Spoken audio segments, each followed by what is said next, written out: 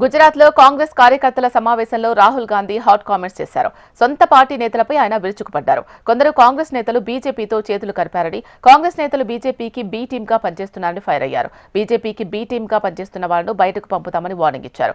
కాంగ్రెస్ లో నేతలకు కొదవ లేదు అన్న రాహుల్ గాంధీ తెలంగాణలో కాంగ్రెస్ కు 22% ఓట్లు పెరిగాయన్నారు. గుజరాత్ లో విపక్షానికి 40% ఓటు బ్యాంక్ ఉందని గుర్తు చేశారు రాహుల్ గాంధీ.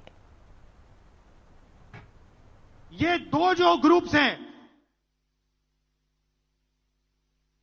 इनको छानने का है। कांग्रेस पार्टी में नेताओं की कमी नहीं है।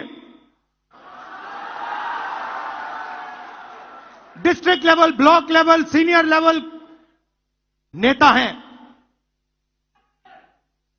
बब्बर हैं, मगर पीछे से चेन लगी हुई है और बब्बर शेर बंधे हुए हैं सब।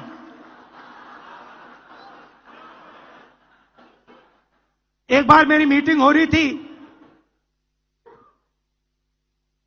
वहां पे शायद मध्य प्रदेश का डेलीगेशन था। एक कार्यकर्ता खड़ा हुआ, कहता है राहुल जी आप एक काम कर दीजिए। मैंने कहा क्या? कहता है दो तरीके के घोड़े होते हैं, एक होता है रेस का, एक होता है शादी का।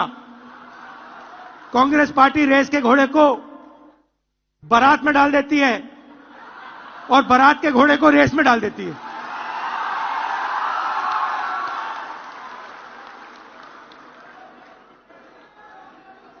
अब गुजरात की जनता देख रही है, गुजरात की जनता देख रही है, कह रही है भैया कांग्रेस पार्टी ने रेस में बारात का घोड़ा डाल दिया। तो अगर हमें रिश्ता बनाना है तो हमें दो काम करने हैं। पहला काम, ये जो दो ग्रुप हैं इनको अलग करना है सीधा। अगर हमें सख्त कार्रवाई करनी पड़ी, 10, 15, 20, 30, 40 लोगों को निकालना पड़ा, निकाल देना चाहिए।